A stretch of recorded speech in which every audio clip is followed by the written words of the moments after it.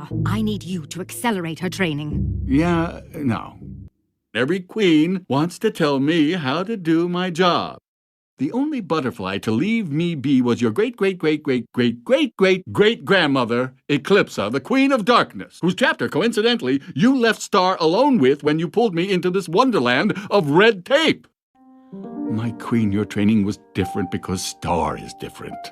You have to have faith in her to make choices that are best for her. And my job is to train Star to be a queen. Muchas dudas nos surgen cuando miramos Star vs las fuerzas del mal respecto a la historia de Muni. Como mencioné en un video anterior, Muni es un matriarcado. En Munipendence Day notamos que la dimensión de Star tiene un mundo dividido entre monstruos y humanos, monstruos que al parecer no tienen una especie definida. Evidentemente, por cuestiones de versatilidad, para hacer agradable la historia, es necesario que se dé variedad a los tipos de monstruos que aparecen, desde los súbditos de Ludo hasta los compañeros de Bullfrog en la lucha por obtener maíz. Aunque los únicos monstruos que hemos visto en grupo son el águila gigante y sus polluelos, así como Bullfrog y sus renacuajos, también sabemos que deben existir otros personajes de la especie de Ludo, ya que en Fortune Cookies vemos a una hembra de su especie, y en Matchmaker vemos que él tiene fantasías de transformarse en un tirano gigante, y allí aparecen hembras de su especie. Podemos asumir que la población de monstruos de Muni es mucho más grande de lo que hemos visto hasta ahora, y que, como también sabemos, en los episodios Munipendence Day y On the Job, los monstruos están relegados de la parte agradable de Muni. Según el psicólogo Lev Vygotsky, en su teoría sociocultural del aprendizaje, los niños aprenden a ser conforme las características de su contexto. Podemos ver que Star estaba sumamente orgullosa de la historia de su mundo, en donde los humanos combatieron a los monstruos para poder construir un reino. Marco se interesa por la historia de Muni y al ver el libro infantil sobre los hechos, se da cuenta de que en realidad se trató de una masacre en la cual las poderosas armas de los humanos, creadas por la reina en turno, sirvieron para alejar a los monstruos. Dos monstruos que fueron condenados al exilio y a la pobreza. Podemos darnos cuenta de que a lo largo de la primera temporada, Ludo es uno de esos pocos monstruos que tienen una situación económica muy acomodada. Tiene un castillo y sirvientes que le llevan una gran cantidad de almohadillas y le dan mantecado. ¿Por qué razón todos aquellos monstruos lo obedecerían si es un pequeño niño mimado? Por necesidad. Los monstruos de Muni son muy pobres y al parecer no hay muchas cosas de las cuales puedan alimentarse, por lo que acceder al maíz significaría abastecerse de comida suficiente para sobrevivir. Hay una parte en Is Mystery donde Bullfrog dice que el maíz podría alimentar a muchos monstruos. Nos podemos dar cuenta de que si los monstruos tienen un motivo para atacar a los humanos, este es nada más que el hambre. No piensan en robar tecnología, no piensan en sustraer otro tipo de riquezas, solo quieren comer.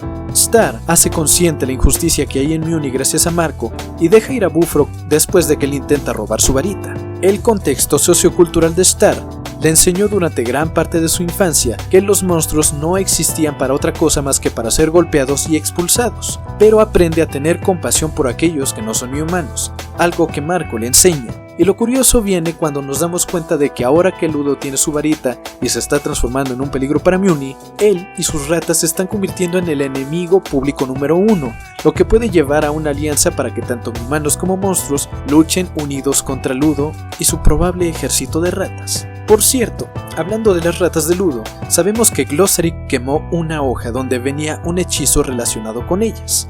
No sabemos si era para ayudar a destruirlas o si servía para convertirlas en monstruos más grandes. ¿De qué serviría un hechizo específicamente para destruir ratas? No tendría mucho sentido. Cualquier hechizo para destruir cosas sería suficiente, así que podemos descartar que se trate de algo que pueda ayudar a Star. Lo más probable es que se trate de un hechizo para hacerlas más grandes y temibles.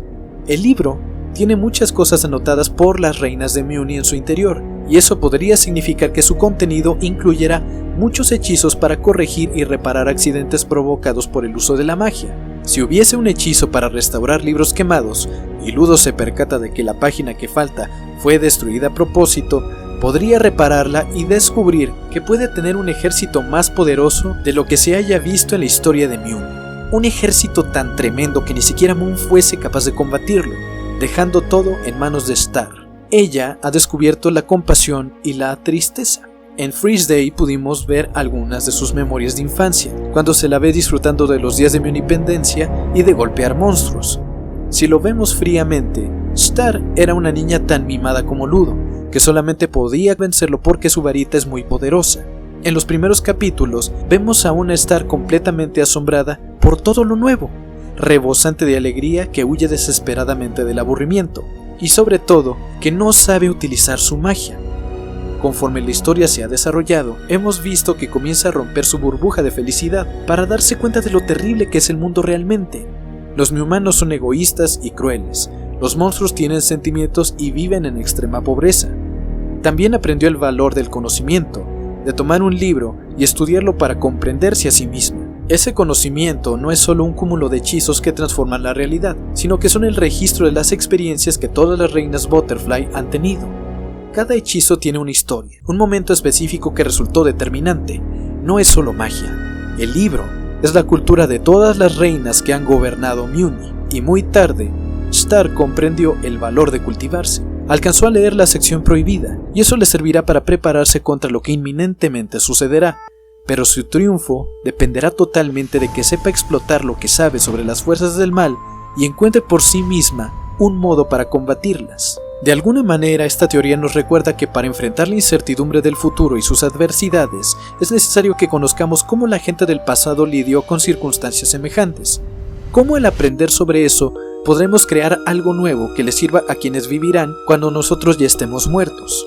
Sí, en pocas palabras, esta teoría mía dice que Star va a ganar su propio tapete en el Salón de la Fama de las Reinas al crear sus propios hechizos, al aportar algo nuevo para las futuras princesas de Muni. Muchos han hecho teorías en Reddit sobre la genealogía de las reinas de Muni, creyendo que están acomodadas cronológicamente. Sin embargo, en total solo podemos contar 6 reinas.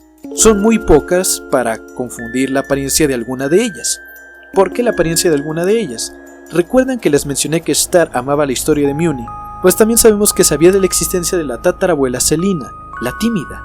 Eso significa que Selina, a diferencia de lo que muchos aseguran, no puede haber sido la primera reina de Muni, puesto que en el libro que Star tiene sobre la Munipendencia vemos una reina completamente diferente, una reina que no aparece en la sala de los tapetes.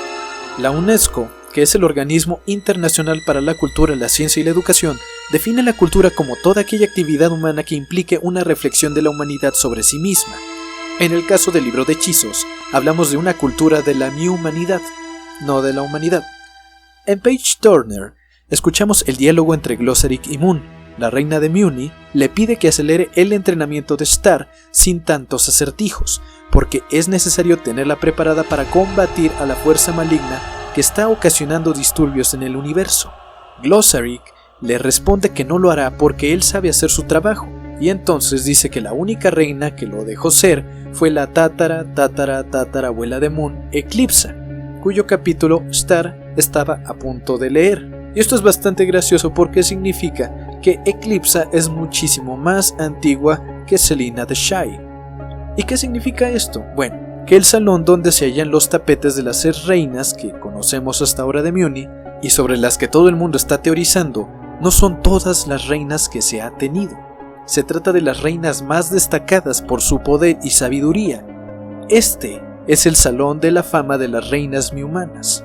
Para bien o para mal, estas 6 reinas han sido las más extraordinarias.